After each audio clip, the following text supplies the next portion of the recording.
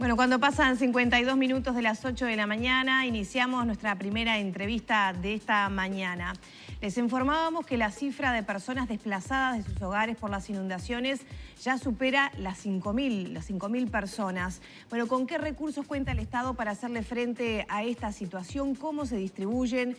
¿Cuándo se habilitaría la situación como para habilitar el fondo para catástrofes? Con todo esto es que vamos a conversar a continuación con el director de Descentralización e Inversión Pública de la OPP, la Oficina de Planeamiento y Presupuesto, Pedro Apesteguía, a quien le damos los buenos días. Buenos días, muy bien. Con mucho trabajo por estos días. Con mucha atención para lo que va, o sea, las cifras hay que mantenerlas actualizadas para saber, bueno, cuándo empieza el operativo retorno, ¿no? Es decir, hay, o sea, en Durazno, en Bella Unión están retornando a sus hogares y hay que ver qué pasa con los niveles del río Uruguay que afectan fundamentalmente a Salto y Paysandú, ¿no? A ver, está la situación de las personas mientras están fuera de sus hogares, la operación retorno, como usted decía, una vez que se solucione la situación, pero todo el daño que queda una vez que las aguas se retiren y la afectación a caminería rural, infraestructura.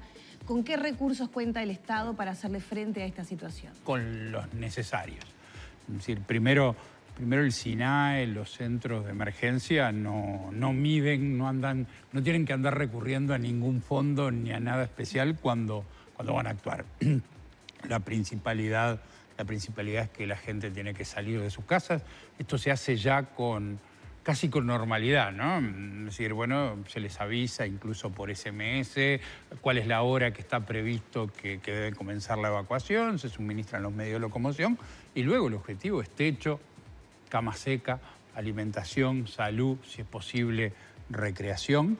Y ese es el primer paso ante una situación ya no, diría yo, imprevista, sino que está incorporada en la vida cotidiana de no solo de los que tienen que salir en la inundación, sino de la estructura institucional, ¿no? El SINAE y los ECOED, yo me he asombrado y lo he dicho públicamente.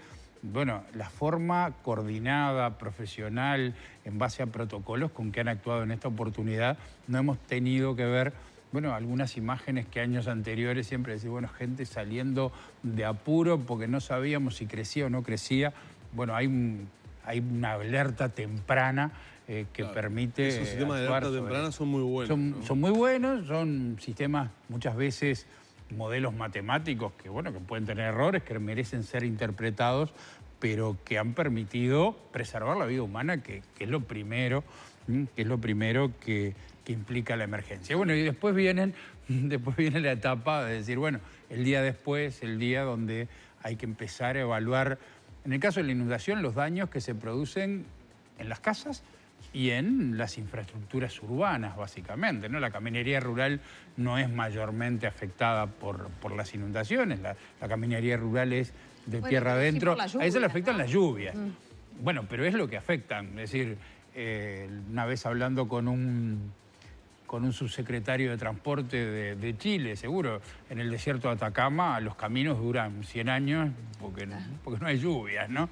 O sea, el agua es el principal enemigo de los caminos, y el agua, y si le pasa la carga o carga excesiva, digo, bueno, molesta los caminos. Pero, bueno, los intendentes de todo el país, pero en particular en las zonas afectadas, venían trabajando fuertemente en los últimos días de diciembre, los primeros días de enero, suponemos, para completar sus planes de caminería 2018, y ya están disponibles los fondos.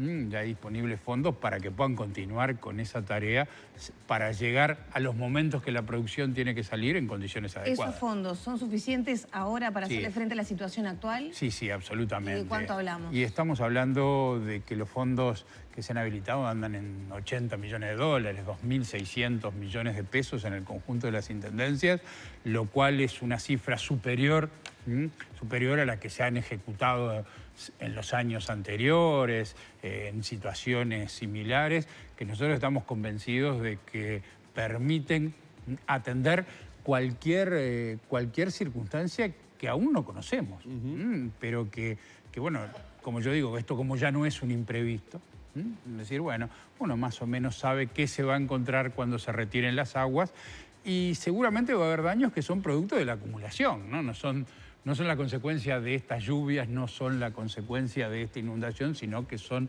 la consecuencia de, bueno, de un desgaste permanente. Esto, seguro, cuando uno tiene que reparar todo, pero vio cuando uno va al seguro del auto, le dicen, bueno, pero esto tiene depreciación. Es decir, esto uno ya lo usó. El otro día veíamos algunas fotos de caminos inundados, bueno, que tenían pasto crecido.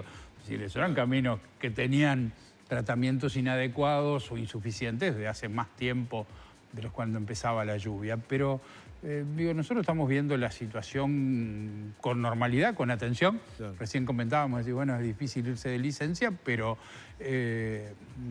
todo va dentro de los canales normales. ¿Qué tipo de fondo contingente hay para situaciones de estas características? No, a ver, la Constitución, la ley prevé la posibilidad de acceder a fondos contingentes en el caso de catástrofes, pero no estamos en el caso de una catástrofe, estamos, insisto, en casos en los cuales forman parte ya de la habitualidad. O sea, hoy el que no prevé la variabilidad del clima, el que no prevé lluvias, precipitaciones en exceso en determinados momentos, en defecto después, de decir, bueno, es casi imprevisión, ¿no? O sea, hoy los presupuestos, y yo decía el SINAE va y actúa con los ECOED, claro, y no tiene que recurrir a ningún fondo extraordinario, sino que dispone de todo aquello que precisa. Pero también nos para actuar. Por ejemplo, que se juntan donaciones y que el SINAE dice, no junten porque no tengo cómo llevarlas. También, y ahí faltan recursos, también, ¿no? Pero el asunto de donaciones y bueno, no se precisa. A ver, no las pide el SINAE, es decir, el SINAE tampoco es un transportador de donaciones que muchas veces no son específicamente lo requerido, ¿no? Es decir, muchas veces son donaciones de cosas que no son las que se necesitan en el momento que se necesitan. La donación es un acto de solidaridad, pero que en determinados momentos no es lo necesario, no es lo principal. Yo insisto, techo, cama seca, alimentación y salud, que es lo que provee el SINAE. Después, en el momento del retorno, bueno, algunas familias tienen que recuperar algunos daños que les hace a su vivienda, tienen que limpiar su vivienda y les he suministrado los kits de limpieza, las inspecciones de UTE. Es decir, eso funciona normalmente. Después las familias a veces tienen que reconstruir, pero por suerte son cada vez menos, pero cada vez el daño es menor porque la previsión hace que uno las cosas de valor las pueda retirar, cuente con vehículos para retirar, depósitos donde dejar los enseres, con lo cual cada vez es menor eso. Ayer se conoció un comunicado, en realidad se conoció el domingo, el comunicado del Movimiento Alianza Nacional y el Movimiento Nacional por la Patria, que básicamente en el quinto punto dice, ante la grave situación de las personas desplazadas de sus hogares en todo el país, el Gobierno Nacional debería ayudar a ciudadanos e instituciones destinando recursos económicos para resolver problemas de vivienda, caminería, infraestructura urbana y atención a los productores afectados. Por eso, los firmantes entienden que debe utilizarse parte de los fondos destinados a las obras cuyo único destinatario será la multinacional UPM, postergando o enlenteciendo su ejecución, si fuera necesario, para priorizar la atención a la emergencia que sufre parte del país y su población. ¿Qué lectura hacen de este comunicado? Bueno, una lectura de que hay un alejamiento de la realidad de quienes hacen el comunicado, ¿no? Es decir, el Uruguay no se encuentra ni en una emergencia social, ni en una emergencia productiva, ni en una emergencia de infraestructura. Es decir, eso es lo primero. Lo segundo, no hay insuficiencia de fondos para atender las distintas situaciones que, insisto, la variabilidad del clima implica. En el caso de las inundaciones venimos atendiendo lo que hay que atender. Estaba consultando hace unas horas, en el día de ayer, el Banco de Seguros viene atendiendo 1.200 y pico de denuncias qué hacen los productores por los sistemas de seguros, para que algunos son de aquella turbonada del 30 de diciembre, pero otros 900 son, bueno, por los hechos, por vientos, por granizos que le afectan a los invernáculos o le hacen caer la fruta.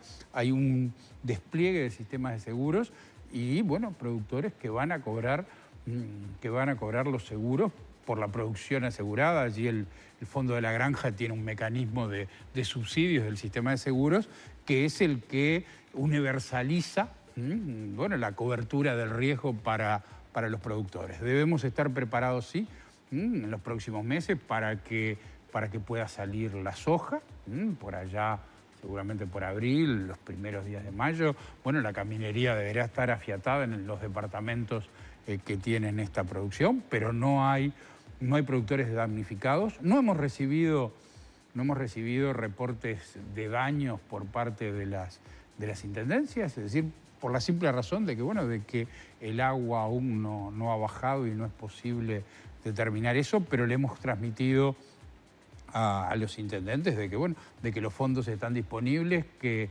inmediatamente que estén en condiciones de trabajar lo vayan haciendo. Uno sigue ahora por Twitter o por Facebook y ve que hay intendencias que siguen trabajando normalmente para atender las infraestructuras, para aprovechar también el verano, que siempre es una oportunidad para avanzar en los trabajos, seguro. Las lluvias de estos primeros días, que no dejan de ser unos pocos días de lluvia en el conjunto del año, afectan la planificación de los trabajos, ¿no? A veces uno deja, bueno, si dejo para los últimos 15 días del año para hacer y justo me llueve, pero bueno, ¿Y había 350 más. ¿Oportunismo político? Y yo digo que el comunicado es de oportunismo político, está vinculado con darle una señal a aquellos movimientos que quieren hacer parecer que hasta hay libertades conculcadas en este país. Es decir, entonces, digo, es aprovechar esto cuando uno lo que tiene que ser es oportuno. Las medidas oportunas, que son aquellas eficientes que atienden a la necesidad de la gente, y no decir saquemos y hagamos. ¿Ustedes se imaginan lo que sería este país si llueve acá y dejamos de hacer esta obra para hacer aquella otra? Es decir, sería de locura. Es decir, hemos trabajado los uruguayos durante años pidiendo reconstruir el sistema ferroviario y una importancia del ferrocarril. Cuando logramos tener claridad de hacia dónde vamos, logramos la posibilidad de que el ferrocarril, en el caso de que UPM se instale, bueno, le pueda vender a esa empresa el transporte de 2 millones de toneladas anuales, algo que el ferrocarril uruguayo jamás hizo en su historia. Es decir, bueno, tenemos la oportunidad de financiar entonces un ferrocarril que sirva para mover celulosa, pero para mover